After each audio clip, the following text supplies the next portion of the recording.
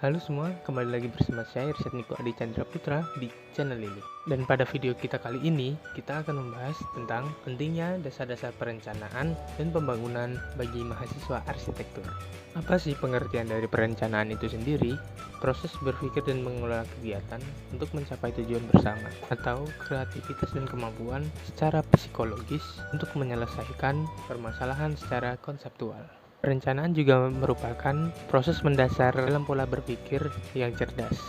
Pikir perencanaan sendiri meliputi 5W, 1H, yaitu what, why, where, when, who, dan how.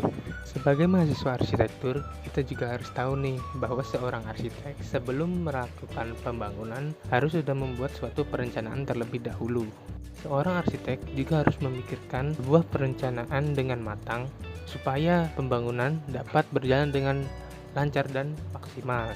Dari gagasan-gagasan tadi, ada pun materi-materi yang harus dipahami sebelum membuat perencanaan. Yang pertama, ada unsur-unsur perencanaan. Unsur-unsur perencanaan sendiri terbagi menjadi: yang pertama ada unsur tujuan, yaitu perumusan yang telah jelas dan lebih terperinci mengenai tujuan yang telah ditetapkan.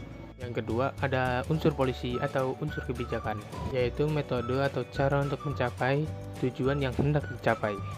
Yang ketiga ada unsur prosedur, meliputi pembagian tugas dan hubungannya, yaitu secara vertikal dan horizontal antara masing-masing anggota kelompok secara terperinci. Yang keempat ada unsur progres atau unsur kemajuan, yaitu menentukan standar-standar tentang segala sesuatu yang hendak dicapai. Yang terakhir ada unsur program. Unsur program tersendiri adalah urutan-urutan dari perencanaan seluruhnya. Yang kedua ada prinsip-prinsip tentang perencanaan. Prinsip-prinsip perencanaan sendiri terbagi menjadi: yang pertama ada kontinuitas, yaitu bahwa perencanaan yang baik harus dibuat dan dipersiapkan secara kontinu atau terus-menerus dan berkesinambungan. Yang kedua ada berdasarkan fakta hari ini dan perkiraan situasi di masa yang akan datang, yaitu sebuah perencanaan tanpa didukung dengan fakta yang sesuai dengan kebutuhan tidak akan mampu memberikan hasil yang terbaik. Yang ketiga ada futuristik. Futuristik adalah perencanaan juga harus memperhatikan berbagai sumber informasi seputar kinerja perusahaan pada masa lalu dan masa sekarang. Yang keempat ada fleksibilitas. Perencanaan mudah diakomodasikan dengan berbagai kondisi yang baru dan perubahan-perubahan di masa depan yang belum diketahui. Yang kelima ada realistis. Perencanaan itu disesuaikan dengan kondisi perusahaan, baik kondisi finansial dan kondisi sumber daya manusia atau SDM. Dan perlu mahasiswa tahu kalau dalam pembuatan perencanaan dan perancangan, fungsi otak sangatlah berperan penting dalam hal ini, yaitu otak harus bersinkronisasi atau membentuk keseimbangan antara planning progress, convergent thinking, dan convergent thinking. Di dalam perencanaan juga terdapat ada design thinking. Design thinking adalah metode desain yang menyediakan pendekatan berbasis solusi untuk memecahkan suatu masalah.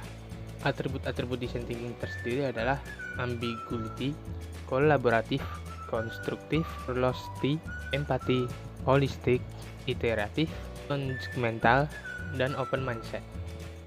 Adapun karakteristik dari design thinking sendiri, yang pertama, fokus pada nilai-nilai dan kebutuhan manusia. Yang kedua, menjadikan eksperimen sebagai bagian dari integral dari proses desain sebagai pelaku aktif. Yang ketiga, berkolaborasi dengan orang-orang dari berbagai sudut pandang dan latar belakang. Berempat, dapat menangani masalah sulit dengan keingintahuan dan optimisme. Yang kelima, sadar bahwa keseluruhan proses berpikir desain berhubungan dengan tujuan dan metode. Suatu bangunan yang baik tidak mungkin terjadi begitu saja. Pasti ada perencanaan-perencanaan yang disusun dengan matang oleh para arsitek-arsitek kita. Jadi, ayo para calon arsitek dan mahasiswa-mahasiswa arsitektur yang ada di Indonesia, mari kita perdalam tentang perencanaan dan pembangunan ini. Baik, sekian dari video saya kali ini. Terima kasih telah menonton dari awal sampai akhir. Jangan lupa untuk tekan tombol subscribe yang di bawah, tombol like yang ada di sini, dan juga share ke teman-teman kalian supaya saya lebih semangat mengupload video tentang arsitektur.